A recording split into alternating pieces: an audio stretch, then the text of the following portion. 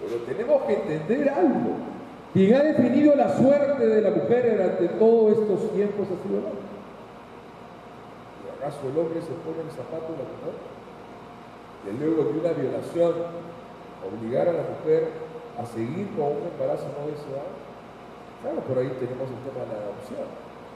Nuestro Código Penal ha regido el sistema de los plazos o las indicaciones. Las indicaciones. Solamente está despenalizado el aborto terapéutico. El aborto ético sentimental que refiere al aborto producto de una violación es delito, pero tiene una pena mínima. Mínima. Y hay habido grupos de asociaciones de mujeres que han tenido pues una discusión muy enérgica, ¿no?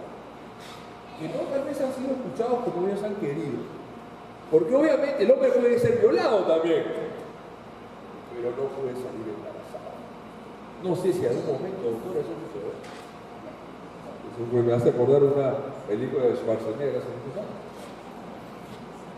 Ya no Schwarzenegger. Pero hay que ir a tomar esas consideraciones, porque pena de muerte, eutanasia y aborto, pues meten discusiones, posiciones, posturas, de todo. Y definir eso jurídico penalmente no es empresa fácil. Pero tenemos que tomar en cuenta a esta persona, a la mujer, que es agredida en esos derechos más importantes, más sensibles, más delicados. Qué fácil es decir a la sociedad y a estos parlamentarios, pues ya ven tú cómo haces. Porque psicológicamente esa mujer, pero también no quiere decir que esa mujer que ve en su vientre a ese niño, tal vez no buscado por ella y pueda unir ese lazo de amor. Creo que el sentimiento más fuerte, más noble que existe en el ser humano de una madre es el más noble y el más fuerte que puede existir. Bueno, son cuestiones que se dan y esas discusiones de política criminal que nos llevan al siguiente, por favor, a una serie de consideraciones. Pero les hablaba que la libertad sexual sí es disponible. Porque para que exista un delito de violación sexual, ¿qué se tiene que quebrantar? El consentimiento. La voluntad de la persona de tener un acto sexual. Esa voluntariedad, ese consentimiento, asentimiento, se verá quebrantado cuando de por medio exista violencia, amenaza, coacción o imposibilidad de resistencia. Solamente en el caso de mayores de 14. Porque cuando la persona tiene 14, no tiene libertad sexual, sino ella es portadora, hombre y mujer, de intangibilidad sexual. Por lo tanto, para la Fiscalía que tiene la carga de la prueba, cuando llega la noticia crímenes que ha sido objeto de una violación sexual a una niña de 10 años, y viene la graciosura de la defensa a decir, pero si ella me vio, anda. El consentimiento que pudo haber ella prestado no tiene ningún efecto jurídico. Así otros que dicen, ¿cómo va a haber violación sexual si no salió embarazada? Idiota. Pongamos que violan a una mujer que ya está embarazada. Pongamos que violan a una mujer que no puede tener. ¿Y qué pasa con el hombre cuando lo viola? ¿Cómo lo embarazamos? Por eso salía una tontería, castremos a los hombres violadores. Claro que la castración química, no es que se lo van a cortar. ¿Y qué hacemos con las mujeres violadoras? ¿Qué le castramos? Hay que ponernos en todos los escenarios, ¿no? Porque cuando llegan estos casos y dicen, pues algunos los actos de corrupción, traición a la patria, fusilemos, ¿no? Esa es la demagogia política, ¿no? La pena de muerte no está en nuestro código penal, está en la Constitución en caso de traición a la patria, pero no está legislado. Que puede a algún momento llegar, ese es también un debate que nos viene la pena de muerte, ¿no? Pero en estos casos, evidentemente, cuando es una persona menor de 14 años y a mí me llega el fiscal, no tiene que acreditarse violencia o amenaza. Basta acreditar que hubo el acto sexual, únicamente, a través de la pericia médico-legal. Claro que esto se hace un poco más complicado en los actos contra el pudor, porque no todo es penetración en esta vida. o acceso de otras partes del cuerpo u otros objetos a la cavidad anal o vaginal, sino también son los tocamientos, los rozamientos que hace una persona sobre otra o que lo obliga a realizar. Ya luego hablaremos lo que es la violación a la inversa, o si ustedes quieren llamarla en reversa. ¿Ah? Los actos contra el pudor, no hay penetración, y a la acreditación probatoria se vuelve complicado, porque no hay pues declaración, no hay exploración. Claro que también están los símiles complacientes, ¿no? Esas fibras elásticas que vuelven a recuperar su estadio original. No todas, pues, hay muchas mujeres que tienen símiles complacientes. Hay que recurrir a varias ciencias, la ciencia, a las pericias psicológicas y psiquiátricas y ver los grados de las secuelas que ha tenido la víctima luego de la violación, la supuesta violación. Y los actos contra el pudor que están en el artículo 176 son actos constitutivos también de delito, pero que no significan penetración. Pero obviamente los tocamientos o rozamientos también son afectativos a la integridad sexual de una persona, pero merecen una reprobación menor a lo que significa propiamente un delito de violación sexual. Entonces, los menores de 14, su consentimiento no es válido. Pero ¿qué hacemos con los casos límites? ¿A quién se referirá este señor con casos límites?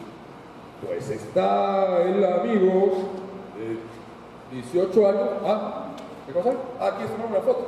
La que va a pasar, ¿no?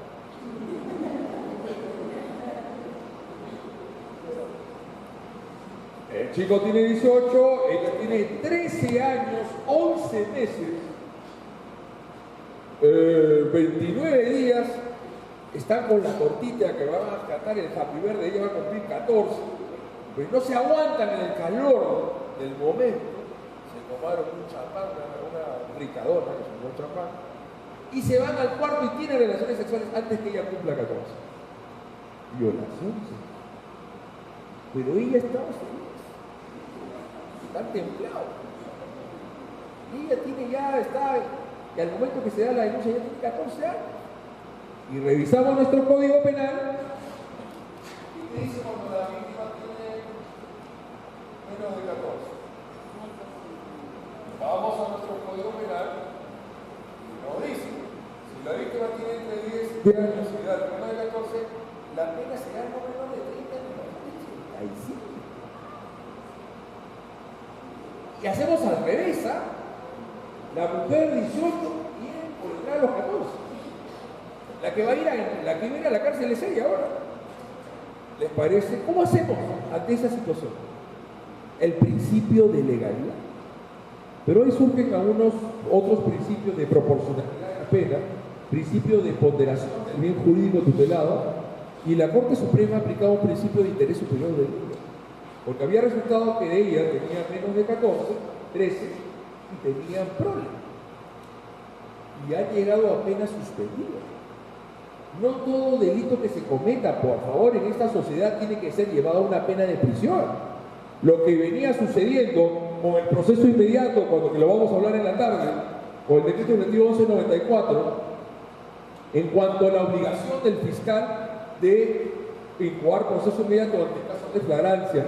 Y vimos pues en el escenario donde hay no pocos ciudadanos que se resisten a la autoridad, que viene el policía y le dice, ya pues dame tu parte, no puedo cobrarte nada, y parecía una dama bien achorada ella, un empujoncito, una cachetadilla, 5 años de pena efectiva de privación.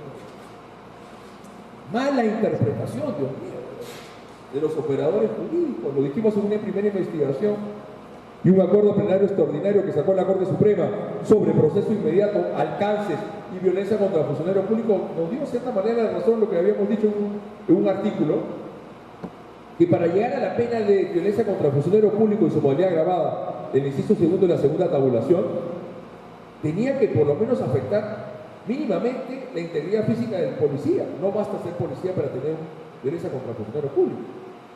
La mujer, la otra vez también, no sé si el mismo Lima, pues en copa, hasta zampadita, empujó a la policía también, y llegaron a un acuerdo reparatorio, principio de oportunidad, y no puede ser pues ese tipo de hechos, penas efectivas de privación de la libertad.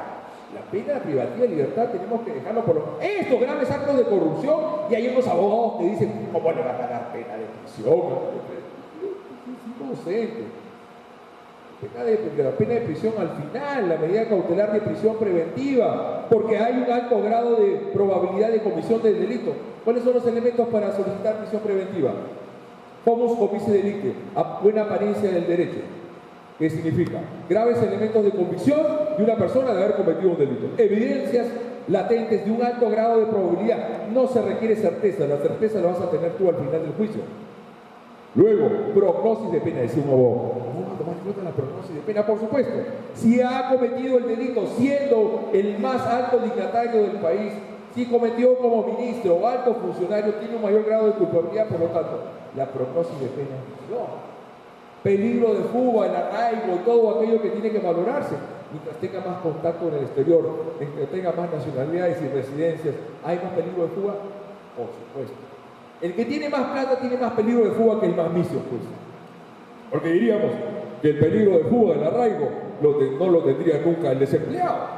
O sea, el desempleado siempre iría a una prisión preventiva, y el que tiene muchos trabajos y tiene varias familias, tiene bastantes arraigos, pues, ¿no? Sobre ella persona, entonces siempre tendría que haber una comparecencia. Entonces hay que tomar en cuenta los elementos, la valoración de estas situaciones que definen el derecho penal y en el derecho procesal. Entonces el consentimiento no tiene ningún tipo de validez cuando es menor, pero cuando es mayor de 14 sí tiene efectos jurídicos. La libertad sexual es un bien jurídico completamente disponible. Pero cuando ya está por llegar a los 14 años, tenemos que hacer un grado de valoración. Yo los llamo los casos límite. Debería haber una reforma en el Código Penal en el ámbito de las circunstancias mixtas, atenuantes, sería en este caso, el consentimiento de la persona de 13 años o de 14 tiene que sentir efectos atenuantes por debajo del mismo grado. Por debajo del mismo grado. Dime.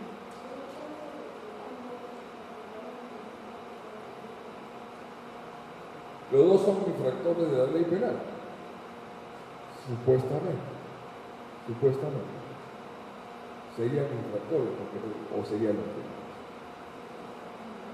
Los dos serían. Medidas socioeducativas. Habría que ver. Ha habido una reforma muy importante y se ha sancionado una ley penal juvenil. Pero para tener el sujeto infractor de la ley penal, hay que tener 14 partidos.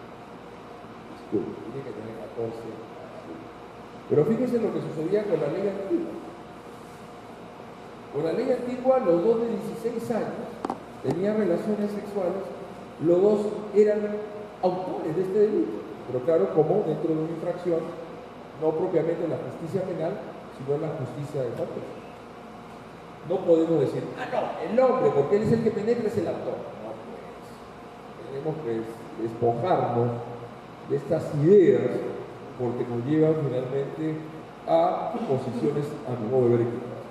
Hablamos un poco de la discriminación que vive cualquier sociedad como la nuestra, inclusive sociedades muy desarrolladas también sufren actos de discriminación, y pues en algún momento se vio, o se ve todavía actualmente, en Lima, por ejemplo, unos años atrás, de algunas personas por condiciones de su raza, de su etnia, no lo dejaban ingresar a algunos lugares, no, a discotecas, restaurantes. Y obviamente hubo una voz de alerta, de protesta, de reclamo. ¿Por qué estas personas, por sus condiciones de raza, etnia, de color de piel, podían ser discriminadas? Entonces esto significó en su momento una proyección de reforma legislativa en el sentido de decir, pues, de que el derecho penal tenía que intervenir ante actos de discriminación. Realmente yo tengo mis reparos sobre esto. Yo les hablaba al principio de mi exposición, o en el transcurso de mi exposición, que el derecho penal tiene que someterse a la última ratio, a la fragmentariedad de la subsidiariedad. Cuando hay actos de discriminación, este tipo de establecimientos comerciales, yo creo que el derecho administrativo sancionador actúa con una mayor, mejor dicho, genera efectos más preventivos. Dicho esto como un ejemplo, las personas que cometen actos de discriminación, ese delito, no son penas efectivas, muy difícilmente. En cambio, en el derecho administrativo sancionador, va la municipalidad, va el INDECOPI, le impone una multa de 20 unidades impositivas tributarias. Es fuerte, ¿no? La sanción económica, la multa. Eso le duele más a estos empresarios. O sea, yo soy la idea, obviamente, en mi postura, en el marco de los principios de fragmentariedad, de subsidiariedad, de última ratio del derecho penal, en los actos propiamente de discriminación, cuando no hay directamente violencia, no debería finalmente intervenir el derecho penal. Obviamente soy consciente que hay actos de discriminación en nuestro país, pero creo que esta no es la mejor medida. Definición de discriminación: alteración de la igualdad de oportunidades, educación, personal, laboral o origen. Nuestro artículo 323 señala la ley siguiente: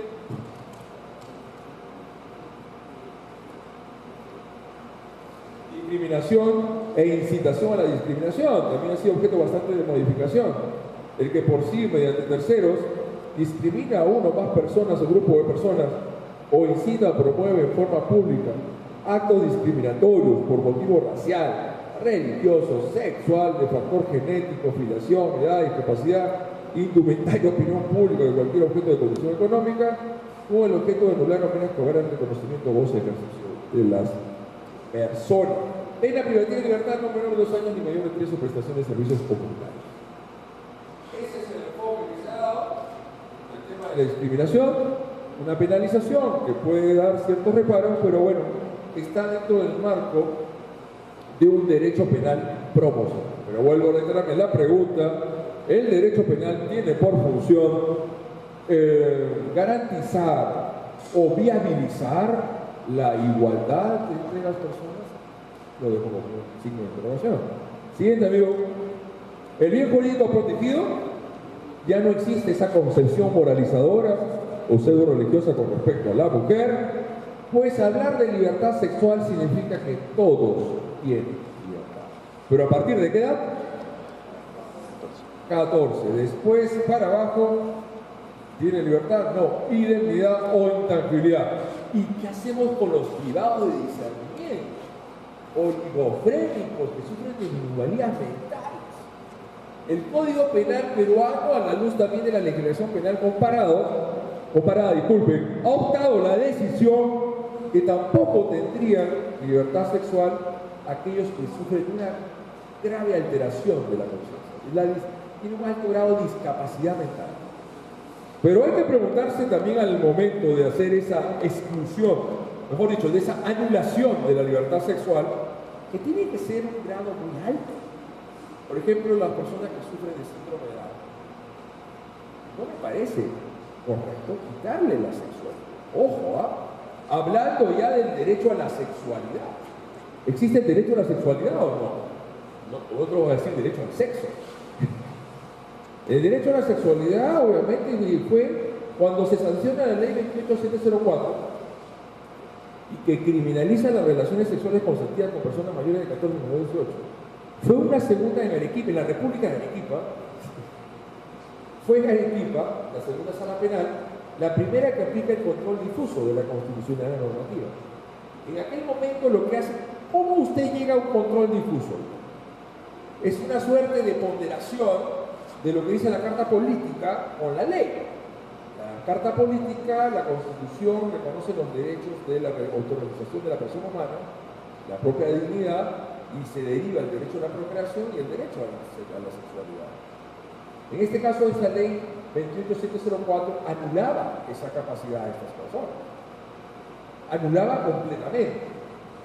Y ahí es donde se hace la primera realización del control difuso, lo que luego el Tribunal Constitucional señala el principio de proporcionalidad. Primero, la necesidad de la medida, la adecuación a la gravedad del hecho. ¿Es necesario? ¿No hay otros medios indispensables para hacerlo? Y proporcionalidad en sentido estricto.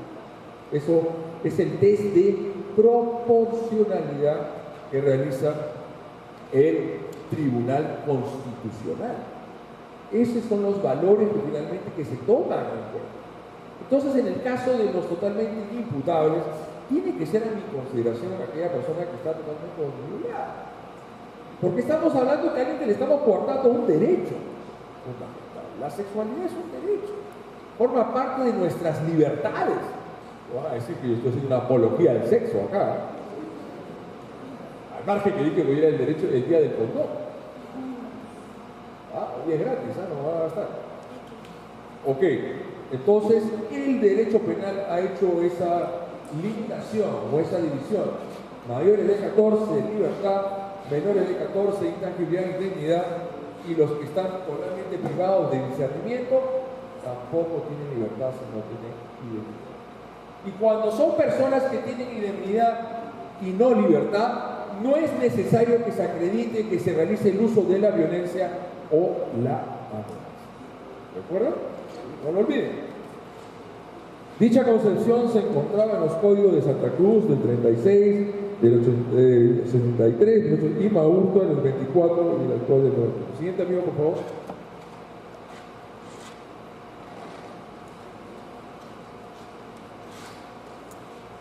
Libertad e indemnidad. Con la primera se protege la capacidad de consentir, de autodeterminación sexualmente en una sociedad, y la capacidad de negarse, o sea, lo positivo, dinámico, y lo negativo, pasivo. En cambio, la indemnidad es aquella esfera recóndita del ser humano, que todavía no ha madurado lo suficiente. Entonces se dice, como no ha madurado lo suficiente, un acto sexual pues podría resultar siendo perturbador. Obviamente no necesariamente es así. Fíjense, esta ley 28704, a la cual les mencioné, que modificó el inciso tercero del artículo 173, que obedeció 3 acuerdos plenarios por parte de la Corte Suprema. Los acuerdos plenarios de la Corte Suprema resultan siendo muy importantes a la luz de una política criminal de un legislador muy proclive a una criminalización incompatible con los principios de un derecho penal. En base a un instrumento, una herramienta de la jurisprudencia, aunque no es propiamente el caso de los acuerdos plenarios con lo que es el precedente vinculante, a efectos de darle una herramienta al operador jurídico. ¿A quién? A jueces y fiscales. Para poder interpretar este tema. Cuando luego de esos 3 acuerdos plenarios, 2 del 2008 y 1 del 2012, y ya llega la demanda de inconstitucionalidad, y obviamente el Tribunal Constitucional, ¿qué fue lo que dijo? No hay, creo que no sé si había sido derogada, no había sustracción de la materia.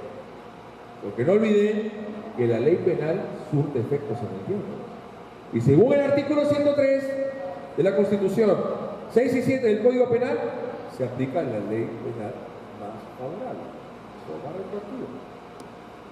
Y en esos estudios que hicieron en la TC, que declaró fundada la demanda de inconstitucionalidad contra la ley 28704, se recogieron estudios de ciudades como Lima, Cusco y creo que no sé si es mismo Arequipa, y cuál era la edad con la cual se inicia la sexualidad en nuestro país.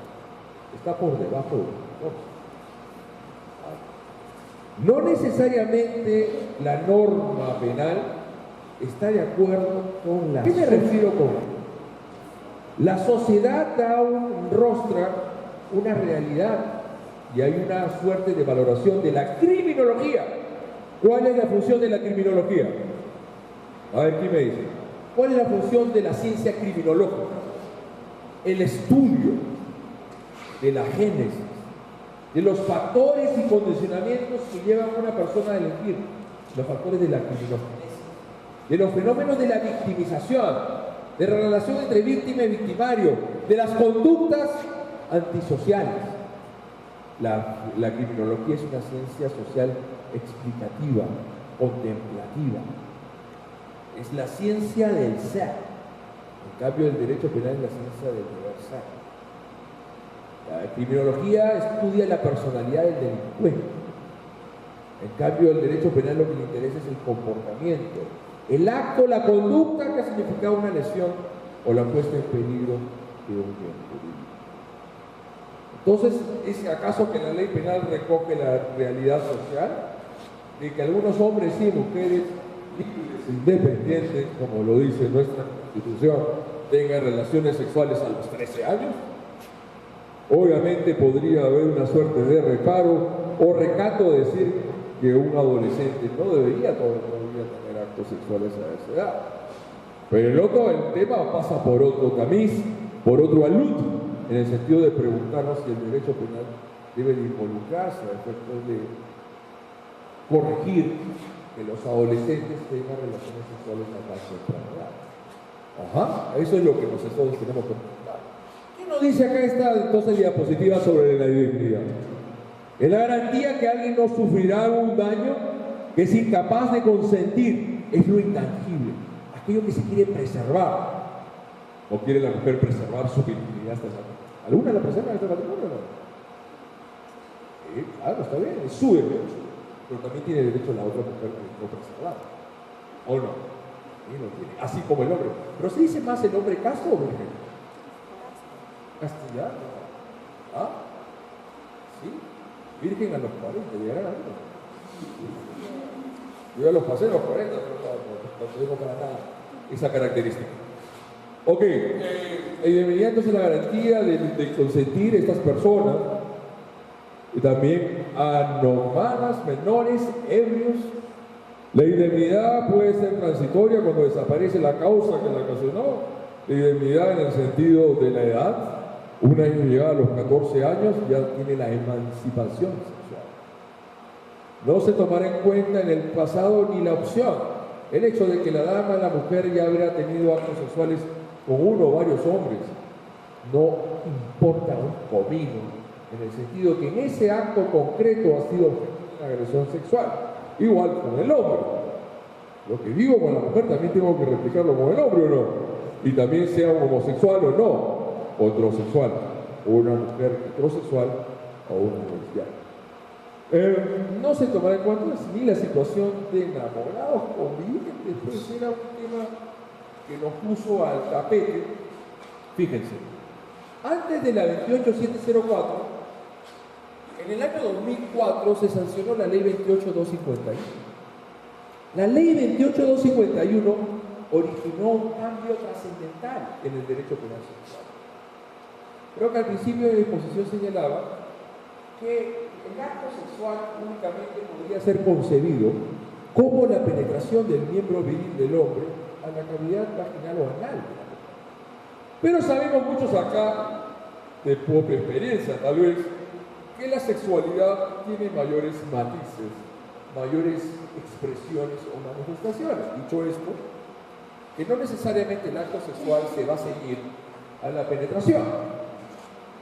Y el Código Penal peruano en ese momento, con la ley 28251, acá acoge un concepto más amplio del acto sexual.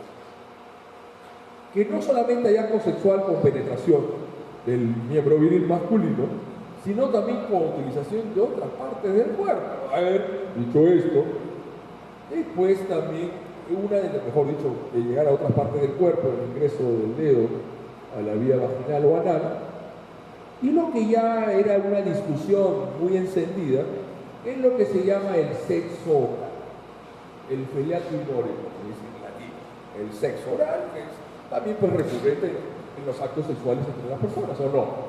No le voy a preguntar que se lo hagan ustedes o no, pero es evidentemente algo pues muy factible entre las relaciones sexuales entre las personas. El artículo 170 del Código Penal es una redacción primigenia que tipifica en la violación sexual, señalaba que tenía mediante violencia o amenaza la penetración del miembro vaginal u otro acto análogo. Bueno, en el tema del análogo ya había dicho que en la cavidad anal era ya una vía idónea y apta para que haya una violación. Pero la discusión en aquel momento era el sexo oral. Si es que el sexo oral por violencia e intimidación, obviamente no, pues si el sexo oral es con consentido no hay problema, ¿no? A menos que él o ella, ¿qué pasa a la mujer de 18 que le hace el sexo oral a un chico de 12 años? ¿Hay violación? Sí hay violación. Y también el hombre sucedió en esto. Y es algo que luego llegaría a un punto que me parece curioso. Pasaba el chico con una peluquería, un chico de 13 años o 12. Esa peluquería por lo general la tiene de opciones sexuales gays. Lo hace entrar, pues supuestamente lo empieza a atraer con cierta cosa, lo sube al segundo piso y le hace el sexo oral. el adulto gay al adolescente, y ahí entró una posición que ya era importante dar en nuestro derecho penal sexual, que puede ser autor no solamente aquel que penetra, sino también aquel que obliga a que lo penetre. Como hablaba en algunas instituciones tutelares, entre comillas, donde se han producido abusos sexuales, en esos casos de abusos sexuales hay dos opciones. Una, tal vez uno que piensa siempre es la misma, de que el autor penetra al adolescente, hombre a un hombre. Bueno, porque le gusta que lo penetre. Entonces, ¿qué hace el adulto? Que el adolescente lo penetra. ¿Quién es el autor y quién es el víctima? En el primer caso queda claro que el adulto que penetra al adolescente es autor. Y en el otro, el adolescente que penetra de 13 años, que penetra a un adulto de 30, 40 años, ¿quién es autor? El adulto, por más que él fue el que recibió la penetración. ¿Qué le parece? Estoy abriendo el panorama. Claro, porque algunos decían en la doctrina, yo tuve una posición discordante, que la mujer no podía ser autora. Inconcebible. Al momento de decir eso, dejaba de lado las relaciones homosexuales. Dejaba de lado los abusos de un niño que puede tener ya una erección a los 11, 12 años. Que ya no está niño, creo, ¿no? A los 11, 12 años. Y que penetra a un adulto. Porque el adulto que se está aprovechando de qué? De su grado de inmadurez. Se está aprovechando de su grado de impuber, de que no habrá desarrollado psicológicamente. Por lo tanto, ahí, autor del delito no es el que penetra, sino aquel que recibe.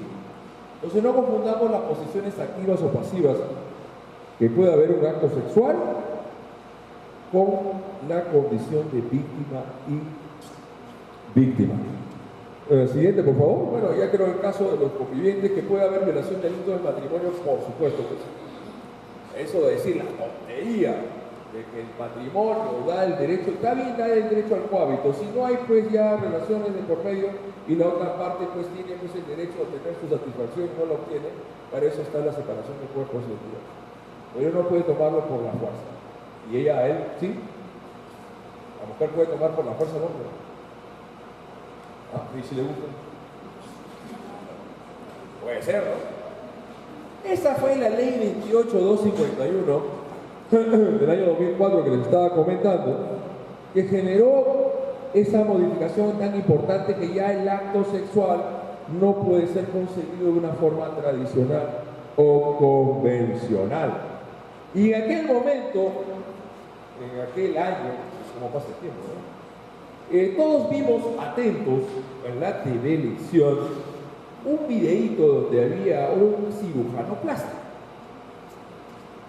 que luego le pusieron el doctor sexo, ya falleció. A ver, ¿qué pasaba en ese videíto? En ese caso estaba con la chica, que parece que estaba sedada por obviamente la anestesia, pero él estaba supuestamente penetrando, pero se había colocado una prótesis. Pues hay problemas en algunos hombres, ¿no? Problemas micro tal vez, o tal vez de problemas de erección o impotencia sexual. Son cosas de la vida. Y bueno, utiliza el sustituto. Entonces sucede esto a este señor, a este cirujano. Sabido pues, ¿no? La colocaba, la sedaba y ahí se aprovechaba, ¿no? Y le pusieron el doctor sexo. Eso influenció de cierta medida a la modificación que sufrió. Y en la ley 28251 cambia el concepto. Inclusive lleva a algunos en la doctrina a hablar del delito de acceso carnal sexual. Porque ya no solamente va a ser el miembro viril, sino también otras partes del cuerpo u otros objetos. Es decir, el acto sexual como tal, pasa a la siguiente por favor, cambia su connotación, cambia su acepción, su entendimiento. Entonces la libertad sexual, pues ya obviamente dejamos de lado la honestidad de por medio, adoptar la libertad sexual como bien jurídico tutelado, se apega bien a un orden democrático de derecho, por supuesto. Con el concepto de moralidad sexual, estamos en un estado realmente protector, ¿no? Muy relajado, porque muchas personas salían fuera del radio de tutela del derecho penal. Elegir pareja, rechazarla, tener la identidad, conocimiento mental, la identidad, bueno, ya sabemos, la identidad se refiere a esa esfera muy recóndita, a esa esfera tan sensible del ser humano, de hombres y mujeres, que quiere ser presa. Siguiente, por favor. El tema está, ¿por qué los 14 y por qué no deberían ser también los 13? La postura es bajar o subir de edad que las personas tengan libertad sexual. O subirla. Algunos subirla, para otros bajarla, para otros mantenerla. Pero fíjense lo que sucedió en el año 2006, las opciones que llevaron a criminalizar relaciones sexuales consentidas con personas mayores de 14 y menores, totalmente desafortunado. Bueno, obviamente es su postura, ¿no? Yo respeto lo que pueda decir el resto. Estamos en una democracia, tenemos todo el derecho de discrepar, pero hagámoslo con argumentos, ¿no? Se cambia el concepto del acto sexual por acceso carnal. Pene, dedos y hoy incluye el felatio y el cunnilingus. ¿Saben lo que es el cunnilingus? Tengo que decirle qué es.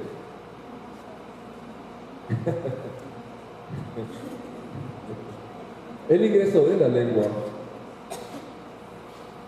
a la cavidad vaginal de la mujer, que puede ser también una mujer que se va a la mujer. Ya me entendieron, ¿no? ¿O quieren más explicación? ¿Práctica?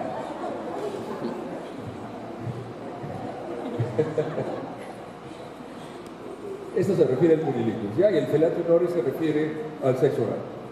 Pero la boca no es considerada sexual y por eso se decía, pero la boca no es un conducto que ha sido orgánicamente, biológicamente concebida para receptuar, para ser un órgano receptivo del pene. Pero bueno, voy a reiterar, la sexualidad se maneja en un marco de creatividad y les aseguro que el sexo oral se ha dado desde hace mucho tiempo. Desde el tiempo de los romanos o antes, qué sé yo.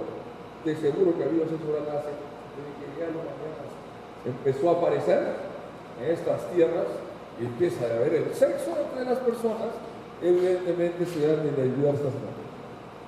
Hemos de lado entonces una posición biológica. Dejamos de lado una posición biológica para adoptar una posición normativa. Una posición normativa que pueda enseñar, obviamente, en sujeción al principio de legalidad. Porque ¿qué nos dice el principio de legalidad en derecho penal? Que solamente puede ser penalizable, ¿qué cosa? Solamente puede ser objeto de un castigo, de una sanción punitiva. ¿Qué cosa en derecho penal? Aquellos actos, omisiones o conductas tipificadas como tal en el momento de la comisión del delito. Si no, estaríamos aplicando analogía que se encuentra proscrito en derecho penal. Que tiene que atender a lo valorativo y no solo a lo físico. Valorar también circunstancias, ¿no? Hoy se piensa que habrá delito con la invasión o penetración en el cuerpo. Y vuelvo a reiterar, no necesariamente tiene que haber penetración para que haya un acto sexual prohibido. Y no necesariamente el que penetra es el autor del delito. Objetos son inanimados, penetración por la vagina. Obviamente, que le dice, abre tu boquita y que le mete el dedo en la boquita, ¿hay violación? ¿Sí? ¿El dedo en la boca? ¿Habría violación? ¿Abre la boquita, mete el dedo, es violación? Claro, estos sabidos de los médicos que hacen pues sus exploraciones vaginales y anales, los hombres también tienen que someterse con la próstata, ¿no hay Dios? ¿Qué vamos a hacer, pues? No, la próstata es lo más sensible del cáncer. Espérate, ¿no? Eso de mantener la virilidad, ¿qué vamos a hacer? Más importante en la vida. Ok, entonces el médico tiene que hacer esa exploración con el guante.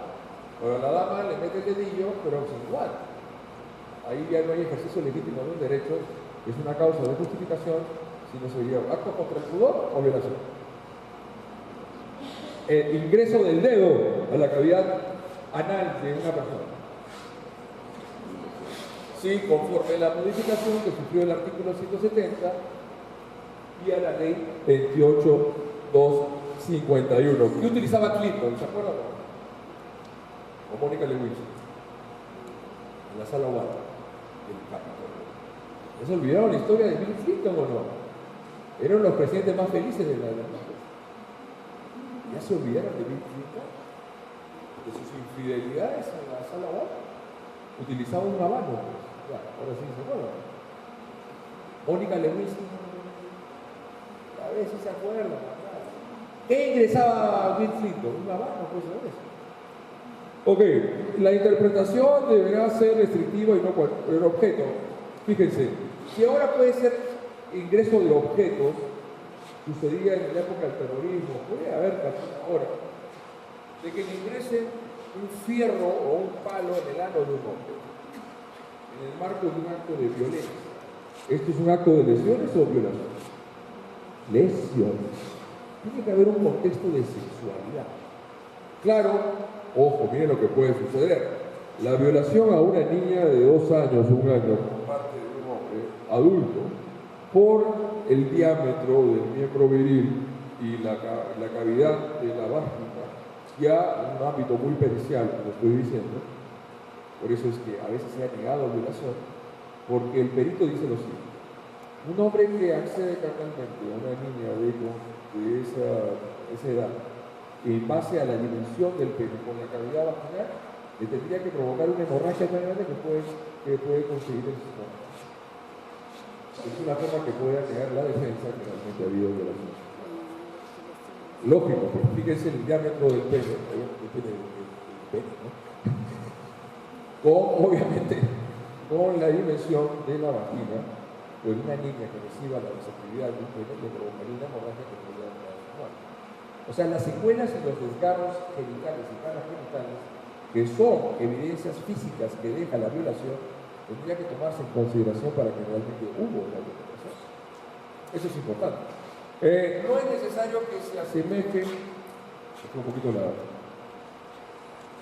que sea a un falo, pues que no necesariamente tiene que tener la estructura de un pene, pero ya eso es lo que quieren decir. Que sea un, ¿cómo se llama esto que se utiliza? ¿Cómo se llama? Un consolador, pues, que lo quieren decir. Lo que viene en los sex shop. ¿Ah? Un consolador. Ya, partes del cuerpo. ¿Qué partes del cuerpo pueden ser? A ver, un poco de creatividad. El dedo, la lengua, puede ser la rodilla. No, muy malo, ¿no? ¿Ojo que dicen ahí atrás? ¿Ah? ¿El pie? ¿La oreja? ¿Ah? Porque dice así, el 170 ahora. Ahora, el miembro viril, otras partes del cuerpo u otros objetos. Por eso es que ya las legislaciones en otros países, antes de la modificación que sufriese el Código Penal, ya, ¿qué parte? ¿De qué se están riendo? ¿Ah? Den su ejemplificación, no hay problema. Acá dicen las rodillas, no, eso yo no lo escribí, lo recogí, insostenible, no, las rodillas, ¿cómo va a poder ser esto? ¿Ah? Se penaliza solo si la introducción es por el ano vaginal y la boca no es considerada. Ojo, cuando es la boca, el órgano receptor, solamente tiene que ser el miembro viril. El ingreso de una botella en la boca para que tome el alcohol, pero si le hace tomar así a la víctima para luego penetrarla emborrachándola, obviamente habría violación. ¿Cómo se llama esa violación? Incapacidad de resistencia. Someter en un estado de inconsciencia. Pero claro, hay dos hombres y mujeres que antes de tener sexo se meten entre una borrachera. Y de los dos es que incidió. En ese caso, para que haya delito, es que ya el hombre conscientemente sabe que no va a tener su consentimiento y está viviendo y le coloca un barbitúrico, le coloca algún tipo de pastillita en el vaso de la dama para colocarla en un estado de dos hombres y mujeres que libre voluntariamente se borrachen. ¿Hay delito? Si quiera uno tapar la infidelidad con esta violación, esa es otra canción. ¿Ok? Sí, amigo. Entonces, otra parte del cuerpo u otros objetos. Entonces, ahora por eso que se dice que ya no es propiamente violación sexual, sino acceso carnal sexual. En la legislación española, en su código de 1995, habían colocado ya como delito de agresiones sexuales, ¿no? Cuestión muy importante, ¿eh? Porque la integridad sexual de una persona puede verse afectada de varias formas. Y nunca olviden, quienes no son abogados, lo digo, que para que un comportamiento pueda ser sancionado por el derecho penal, tiene que estar expresamente tipificado, al margen de lo que significa la interpretación normativa. Porque la redacción primigenia del artículo 170 decía u otro acto análogo. La penetración del miembro viril en la cavidad vaginal, anal, disculpen, ya era considerada una modalidad de violación. ¿Qué estaba en discusión? El sexo oral. Eso estaba en discusión en su momento. A ver. Consumación, que sea total al máximo, difícil de probar. ¿Qué se requiere para que haya consumación? A ver, tengo que explicarles lo siguiente, que no son abogados. En el derecho penal tenemos lo que se llama el iter criminis, las fases del delito. Primero viene la ideación. Nuestra amiga que está tomando su agua dice, lo quiero matar a este desgraciado. Viene en la mente humana, Dostoyevski sería, todos somos delincuentes por sentimiento de culpabilidad. Pero las ideas no delinquen, decía Ulpiano, constituciones para el nuevo patito. Solamente los hechos. Luego compra el arma, actos preparatorios. Luego desenfunda el arma y aprieta el gatillo, tentativa, pero no le dio en el blanco, tentativa y no. Se desistió, desistimiento. Lo mató, se consumó. ¿Cuándo se consuma el delito de asesinato? Cuando muere. Si quedó vivito, es tentativa de homicidio. Si tenía toda la intención de penetrarla, no lo llegó a hacer, porque llegó la hermana de la víctima y él se sintió finalmente aprendido, mejor dicho, se sintió advertido. Él dice la defensa, y nos hemos visto en los casos, no, eres actos contra el pudor consumado, y la pretensión y de la acusación te dice, no, es violación en grado de tentativa. ¿Por qué violación? Porque tenía la espada desenvainada, pues. Estaba a punto de penetrarla, pero fue advertida por una persona y dijo, no sigo adelante porque ya he sido, me están fallando, ¿no? Una gran diferencia entonces en tentativa de violación con actos contra el pudor. Y decían algunos, fíjense, la consumación significa la dimensión temporal del delito que adquiere una mayor materialidad. La tentativa está en el artículo 16 de la parte general del Código Penal. ¿Qué es la tentativa? ¿Qué es la tentativa? Aquella gente que da inicio al emprendimiento de su plan criminal que quiso cometer o que planificó cometer sin lo llegar a consumarlo. La tentativa que permite al juez rebajar la pena prudencial. Por lo tanto, apelar usted como abogado del imputado a una tentativa puede permitir una rebaja de pena. Entonces vienen las elucubraciones. ¿Cuándo se consuma el delito de violación sexual? ¿Se requiere la penetración parcial, total? ¿Requiere la eyaculación del hombre? ¿Requiere que salga embarazada? Un payaso puso eso en un concurso. ¿Cómo va a haber violación si no ha salido embarazada? ¿Está loco? ¿Cómo va a ser eso?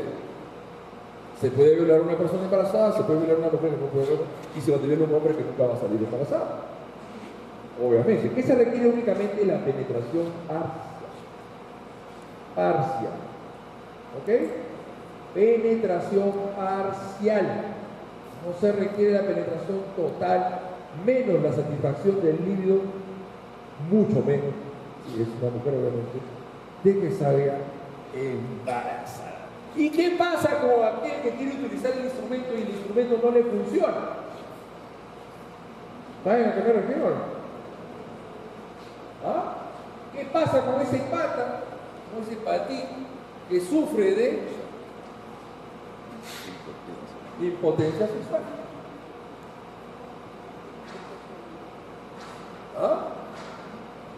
¿Qué pasa con él?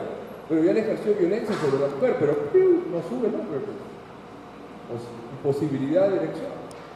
¿Ah? O técnicamente, disfunción eréctil, la operación es más elegante. Disfunción eréctil. Ejerció violencia, pero al momento que quiere penetrar a su víctima, no se levanta. Lázaro. En la selva van a encontrar levántate Lázaro, ¿no? Hay buenos tragos, ¿no? Yo no sé si van a llegar a ese tipo de milagros, pero bueno. En ese caso, ¿estamos en una tentativa o un delito consumado? Tentativa. Tentativa porque ya ejerció violencia y amenaza. Violencia y amenaza. Pero, ya ahí vamos a otra imputación. Dentro del marco de alternativa general 170, sería ya no el medio empleado, no es el órgano viril, sino sería otro sujeto. Pero, en el caso de que esta persona va a ejercer la violencia después que vea que realmente está funcionando, estamos a lo que se llama el delito imposible. Artículo 18 de la parte general. ¿Cuándo estamos ante un delito imposible? ¿Qué nos está hablando este doctor? ¿De ciencia ficción? No. La imposibilidad es por el medio o por el objeto. Fíjese en este caso de aquel desalmado, depravado, que quiere violar a su víctima, una mujer. Ella ejerce resistencia, no quiere finalmente ser penetrada. El efecto de doblegar la defensa de la víctima, de disminuir su posibilidad de resistencia, le ejerce tanto agresión, tanta violencia en la mata. Una vez que ella ya está fallecida, que es cadáver, la pega. ¿Qué delitos tenemos acá, señoras y señoritas abogados? ¿Qué delitos se han cometido? ¿Creo violación de domicilio? ¿Ha habido violación realmente? ¿Hay violación a un cadáver? No. Esa es otra cosa. ¿Cuáles son los delitos que se habían configurado acá? Eso pregunta el Consejo Nacional de la Policía. ¿Qué delitos hay acá? Solamente hay un asesinato. Y no puede ser para facilitar otro delito, porque puede haber violación sobre un cadáver. Para que haya un sujeto pasivo de violación, tiene que ser un sujeto vivo con capacidad de todas las capacidades. ¿Cómo? Igual estamos en un asesinato que tiene una manera fuerte, sí. Pero ya no hay violación, porque no puede violarse a un cadáver. Muchas veces las interpretaciones tienen que marcarse de los contextos, de las modificaciones que se dan en nuestro Código Penal. Fíjense, ha habido muchas veces una intersección, si queremos algunos ejemplos, me lo digan. Mucha intersección o confusión entre lo que es el robo agravado sin muerte y el asesinato para facilitar otro. A ver, estamos ante una sociedad sumida en la inseguridad ciudadana, donde cualquiera de nosotros podemos ser víctima de un robo, de una extorsión. O que ingresan a un lugar así, por ejemplo, una tienda comercial. Estos amigos de lo ajeno pensaban que no iba a haber ningún mal. Llegan y llevaron sus armas de fuego, por si acaso, dicen, eso nos aseguramos. Una vez que entran a la tienda comercial de artefactos eléctricos, electrodomésticos, pues ven al guachimán y los ven y dicen, ¿quiénes son? O sea, se miran las caras y lo que hacen es disparar sus armas de fuego. Y lo matan al guachimán, al vigilante, y a partir de ello se llevan todos los electrodomésticos que están en la tienda. ¿Qué delito se ha cometido? ¿Ha habido un asesinato? ¿Sí o no? Claro, ¿no? Con otro delito, ¿no? Para facilitar otro delito, que es un patrimonial. ¿Ese otro delito cuál es? ¿Es hurto, apropiación ilícita o robo? Robo, a ver, ¿quiénes dicen robo? Ustedes, señorita, dicen robo, ¿no? Vamos a hacer el análisis de su propuesta tipificadora. Ya lo mataron al guachimán, al vigilante. El segundo acto es apropiarse de todo eso. ¿Cómo se comete un delito de robo? Yo salgo de acá, tengo la infortunia, la mala suerte que me vienen los amigos de lo ajeno, mientras que dos me cogotean, otros se llevan billetera. Ese es un robo en coautoría, ¿no? División de funciones de rol. ¿Han ejercido sobre mí violencia o no? ¿Sí o no?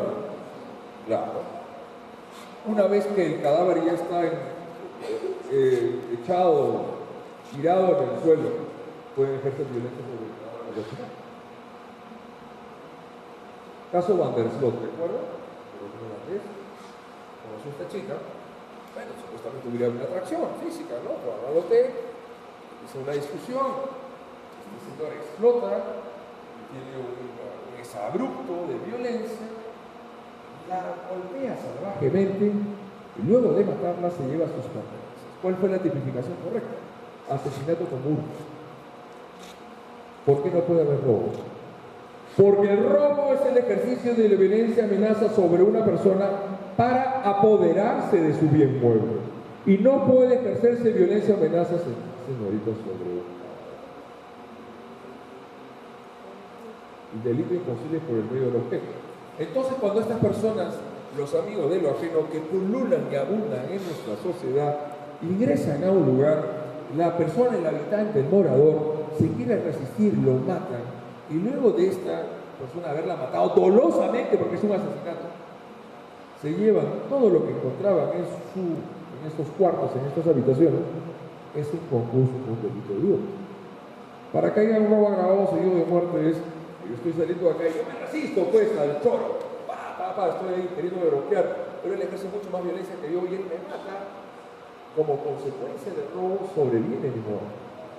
Yo no quiero entrar en mucha técnica dogmática, pero eso es lo que significa un delito pretenintencional. La pretenintencionalidad significa un concurso de delito. Las lesiones graves serían la muerte. Solamente tuvo la voluntad de generarle lesión. No midió la fuerza que ejerció sobre el cuerpo de la víctima y se produjo la muerte. La muerte se atribuye el título de dolo o culpa. ¿Qué es el dolo?